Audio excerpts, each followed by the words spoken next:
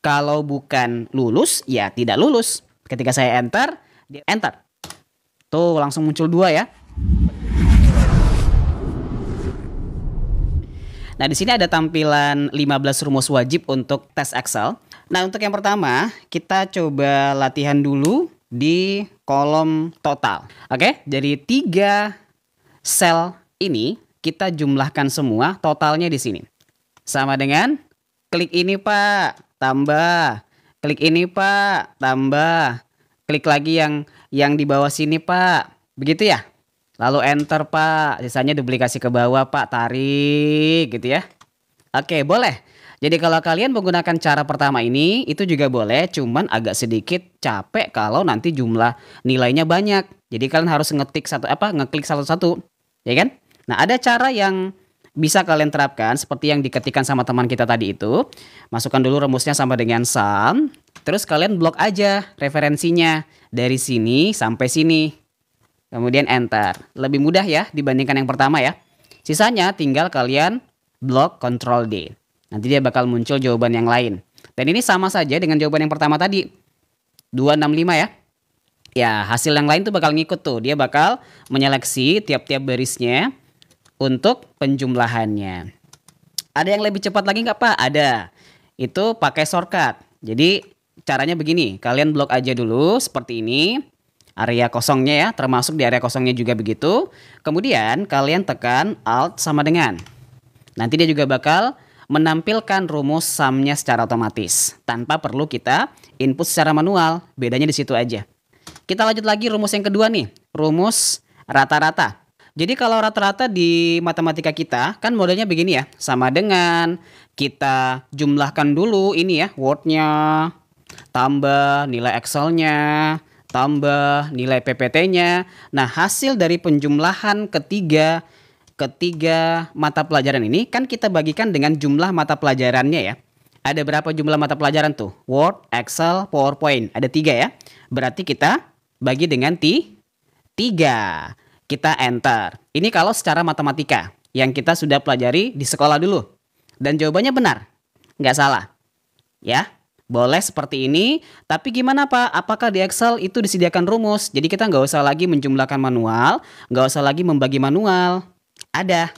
Jadi boleh pakai sama dengan average atau ejaan kita average. Terus nanti tinggal blok aja keseluruhan dari tiap-tiap nilainya. Karena di sini disediakan 3 nilai, ya udah bloknya 3 nilai aja. Ya, kemudian enter. Tuh lebih enak ya dibandingkan yang pertama tadi. Tinggal kalian blok Ctrl D. Nanti jawaban yang muncul juga sama dengan cara matematika tadi. Untuk kolom berikutnya ini ada ketentuan status guys. Ketentuan soal di bawah sini saya perdekat ya. Biar nanti lebih enak kita inputnya. Nah ini saya taruh di sini saja. Perhatikan dengan baik. Kita diminta menampilkan jawaban status. Ini berdasarkan rata-rata. Coba kita baca. Kalian juga boleh baca ya. Jadi ketentuan status adalah berdasarkan nilai rata-rata di mana untuk nilai 65 sampai dengan 100 dinyatakan lulus dan nilai di bawah 65 dinyatakan tidak lulus. If boleh. Kita pakai if ya. Kemudian kita ambil logical testnya. Apa itu logical testnya? Acuannya atau parameternya. Karena kita mencari status itu berdasarkan nilai rata-rata dalam petunjuk soal, maka yang menjadi logical test jelas rata-rata. Nah kemudian bagaimana Pak caranya kita menghubungkan logical test, lanjut ke value if true, lanjut ke value if false-nya. Kita pahami konsepnya. Pola logika ketika kita sudah memasukkan logical test, maka tinggal kita hubungkan dengan ketentuan yang disediakan. Di sini ketentuannya adalah di mana untuk nilai 65 sampai 100 ya, rata-rata maksudnya ya. Untuk nilai rata-rata 65 sampai 100 dinyatakan lulus. Berarti setelah kita mengklik nilai rata-ratanya, kita harus memberikan informasi nilai rata-rata ini rentangnya berapa.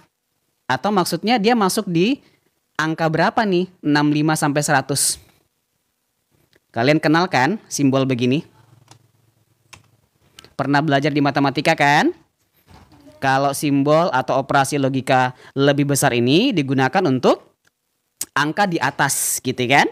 Kalau sama dengan ini berarti kita akan memberikan keterangan tambahan untuk angka yang termasuk di dalam nilai tersebut atau dimulai dari angka berapa?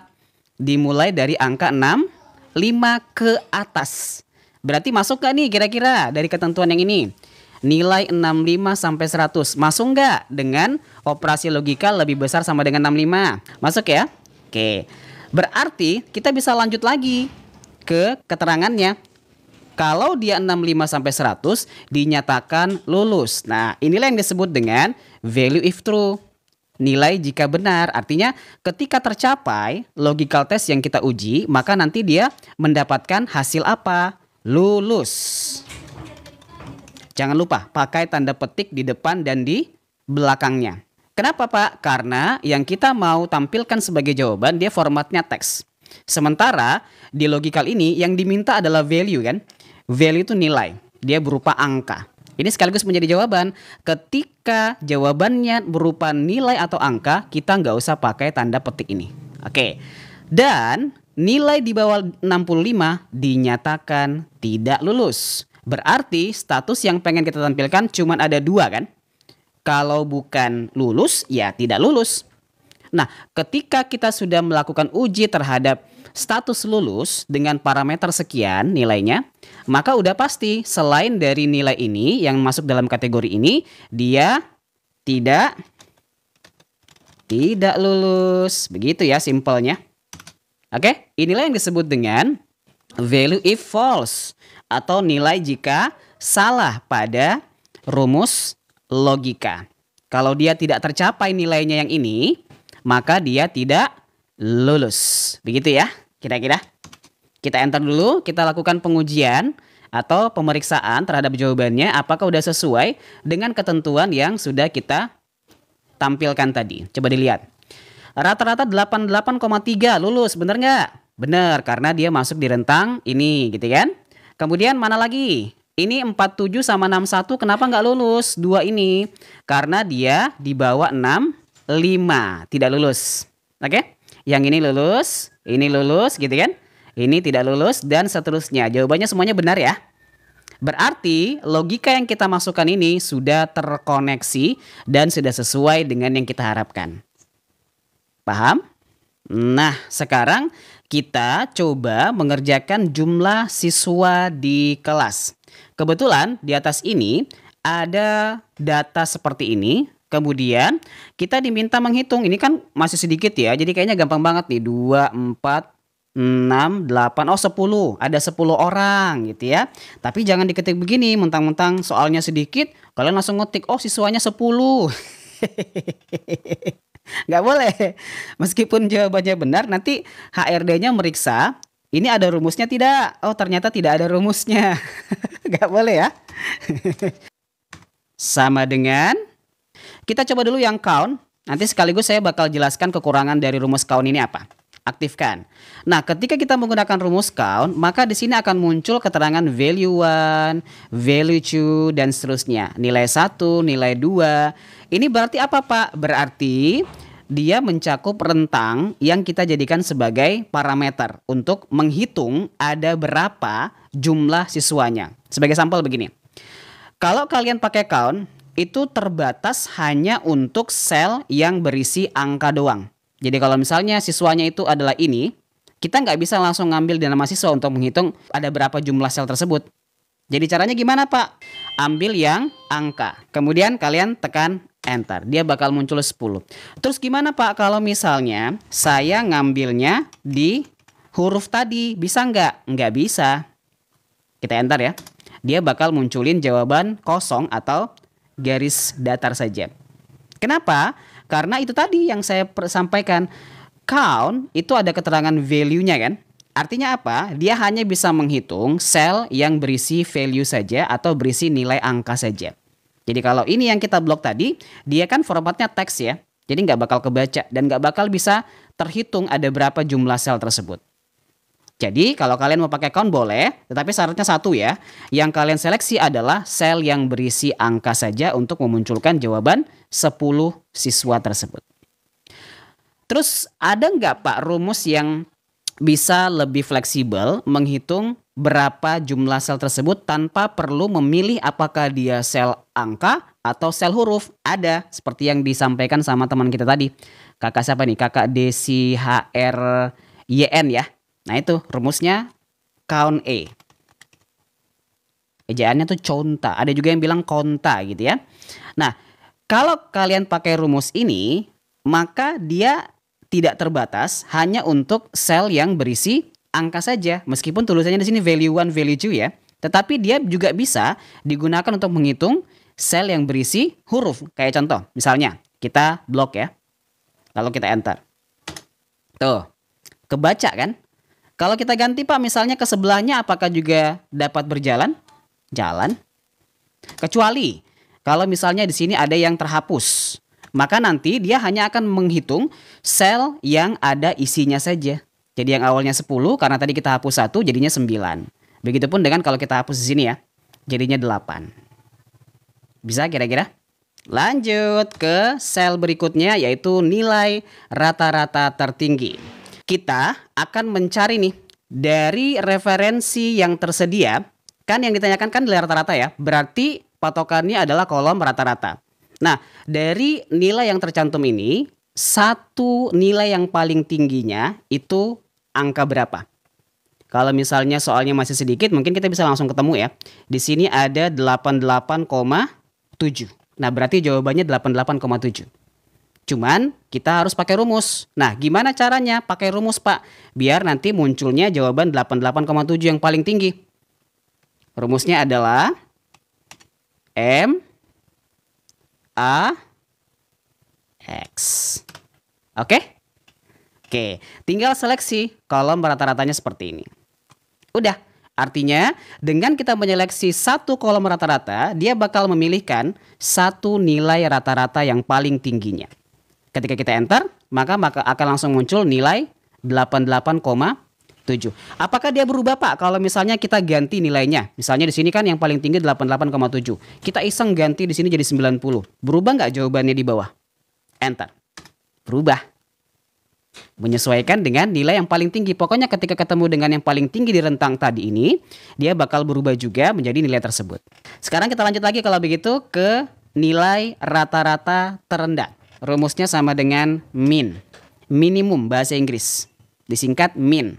Terus yang mana Pak yang diseleksi? Lihat soalnya. Karena di sini diminta nilai rata-rata terendah, berarti yang diblok adalah kolom nilai rata-rata. Enter aja. Udah.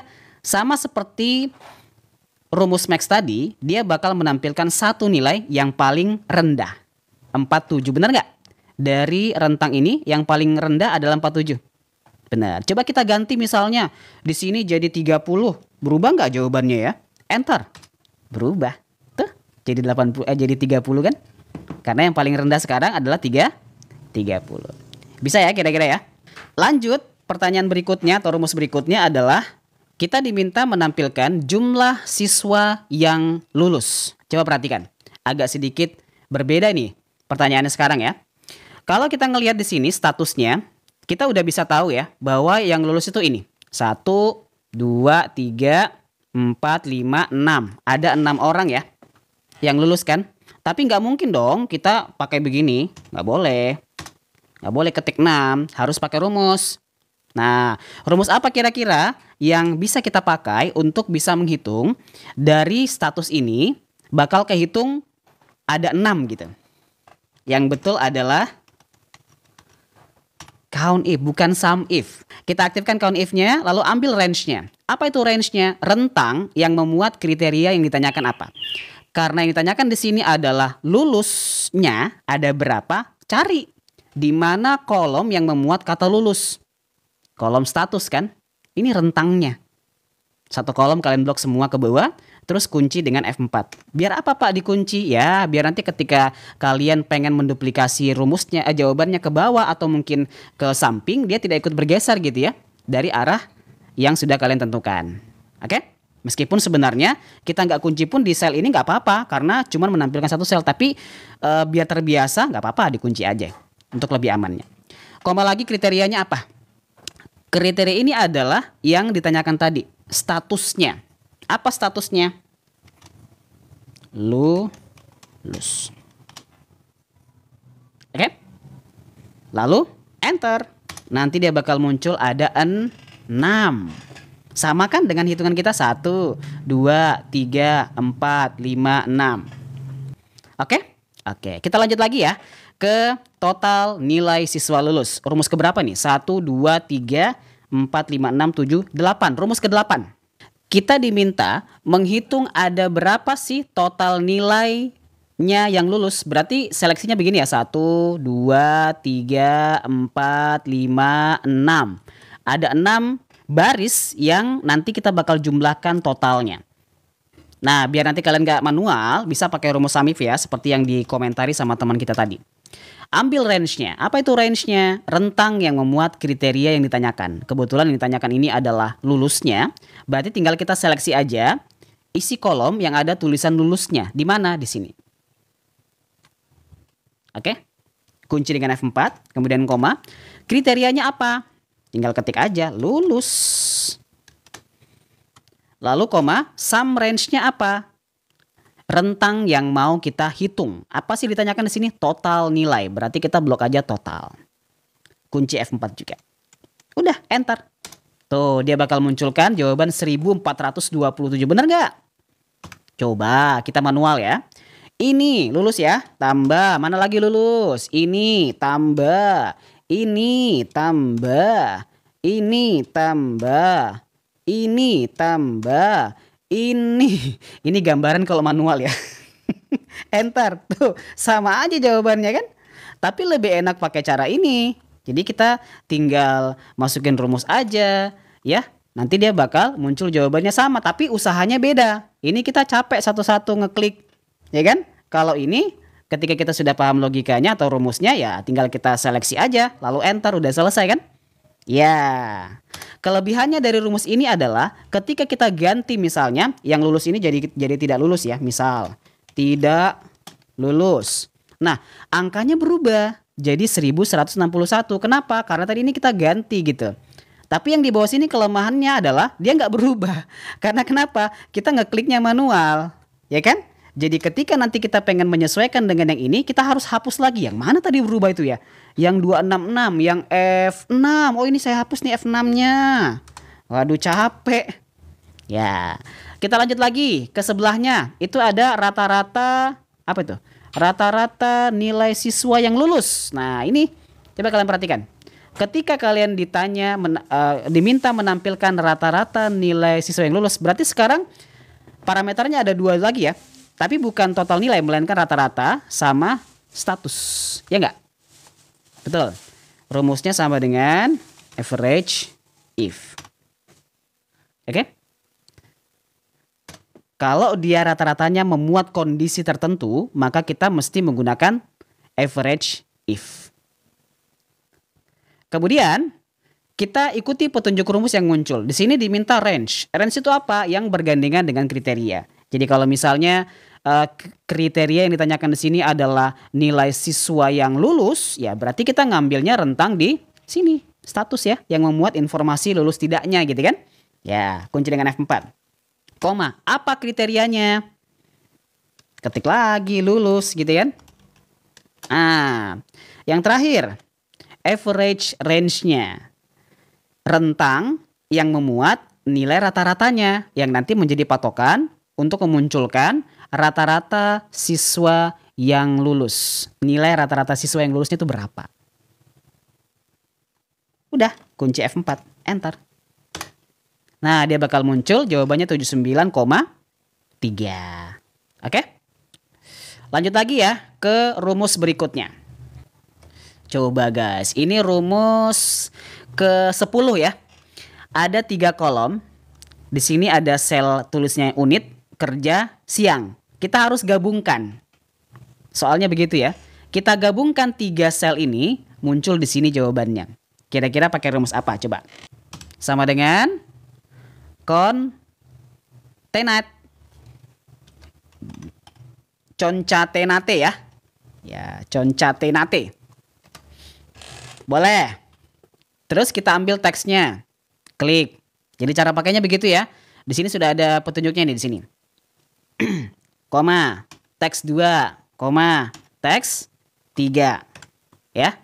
Tapi kalau kalian hanya sekedar menggabungkan per sel begini, ini jawabannya masih kurang rapi.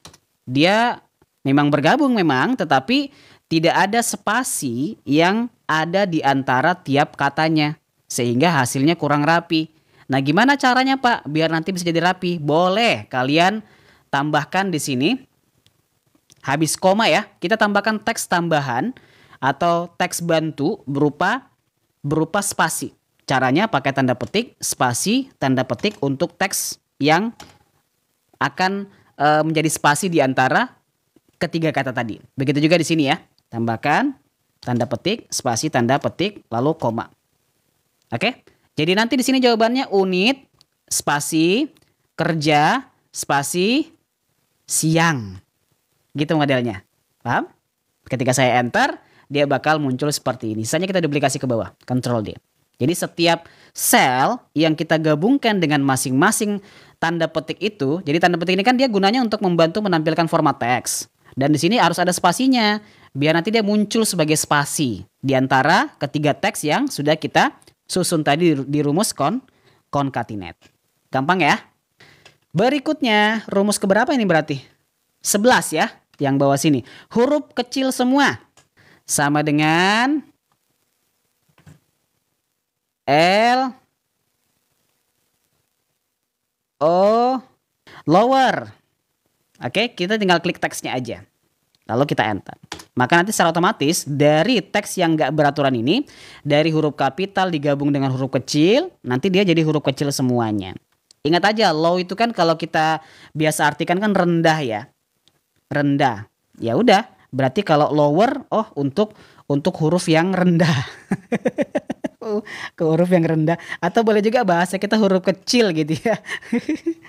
Ya gampang ya. Untuk huruf kapital semua, ini rumus keberapa nih? 10, 11, 12. Rumus ke-12. Huruf kapital semua apa rumusnya? Sama dengan U, P. Sudah langsung muncul dia. Upper. Upper ya. Terus kita klik teksnya. Udah enter. Ya, up. Dari kata up ya. Apalagi yang berikutnya, rumus ke-13. Huruf kapital di awal kata. Rumusnya sama dengan P, R, O, P. Ya, proper. Langsung muncul. Lalu kita klik teksnya. Kemudian enter. Nanti dia bakal lebih rapi. Jadi setiap awal kata itu kapital. B-nya kapital, K-nya kapital, D-nya kapital, N-nya kapital. Secara otomatis. Rumus 14. Di sini kita diminta menampilkan pelanggan, kota, dan estimasi berdasarkan tabel-tabel yang disediakan. Kebetulan di sini juga ada tabel nih guys. Kita mau ngisi dulu yang pelanggan dan kota ada di tabel ini. Dan model tabel yang kita baca ini berbentuk vertikal. Jadi rumus yang bisa kita gunakan adalah sama dengan V. Hafal dia kalau VLOOKUP ya. Oke, ambil lookup value-nya. Apa itu lookup value-nya? Acuannya. Penentuan acuan itu berdasarkan tabel bantu yang kita baca. Tinggal lihat aja di tabel bantu sebelah kanan ini. Ada nomor order, ada pelanggan, ada kota. Nah, untuk menampilkan pelanggan udah jelas ya. Acuannya adalah nomor order. Yang sebelah kiri itu di tabel bantu. Berarti kita ngambil lookup value-nya di tabel soal juga harus nomor order. Nggak boleh tanggal order. Karena tanggal order itu tidak tersedia di dalam tabel bantu. Kemudian lanjut koma, table array-nya. Mana table array-nya? Tabel bantunya.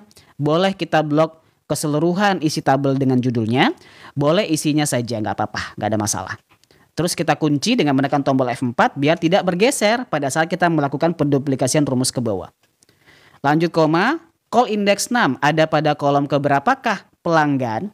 Nah, perhatikan juga di sini guys. Ketika kalian ketemu dengan soal yang mana di tabel soal itu dia bergandengan, begitupun dengan di tabel bantu juga bergandengan, seperti ini kan, pelanggan sama kota bergandengan, ya di tabel yang sama, maka kita boleh paralelkan saja biar pada saat kita menekan tombol enter dia langsung muncul dua jawaban. Pakai tanda kurawal. Buka kurung kurawal. Masukkan kolom yang pengen kita munculkan pertama, yaitu pelanggan. Pelanggan kolom keberapa? Nomor order pertama, pelanggan kedua. Sambung, koma. Karena kita pengen munculkan ke sebelah kanan, pakai penyambungnya itu koma ya. Kalau kita pengen tampilkan ke bawah, titik koma. Atau bisa juga diganti. Jadi begini, banyak perbedaan dari separator yang digunakan di komputer masing-masing. Ada yang kurawal ini atau penghubungnya itu menggunakan koma, ada yang menggunakan titik koma, ada yang menggunakan backslash yang garis miring kebalik. Jadi nanti tinggal kalian tentukan saja ya, sesuaikan saja yang mana yang cocok. Karena tiap-tiap komputer beda-beda tanda penghubung dalam kurawalnya. Ya, komputer saya cocoknya pakai koma untuk bisa munculkan ke sebelah kanan. Lanjut kolom kota. Kolom kota ada pada kolom keberapa tuh? Order pertama, pelanggan kedua, kota ketiga. Cukup ya, tutup kurung kurawal. Koma, range lookup-nya, ini acuannya. Acuannya kan berupa nomor order ya, angka ya. Tetapi hati-hati, angkanya apakah angka rentang atau angka yang sama persis? Kalau misalnya dia sama persis, nggak boleh pakai true. Harus pakai false atau 0. Ya. Nanti kapan dipakai true? Ketika angkanya itu berupa rentang. Tidak sama antara di tabel bantu dengan di tabel soal. Kalau sekarang kan sama semua ya. Nggak ada bedanya kan? Ya. Oke, boleh juga false ini kita ganti dengan 0 biar tidak terlalu panjang kelihatannya. Karena sejatinya antara false dengan 0 itu sama saja nilainya. Enter. Tuh langsung muncul 2 ya.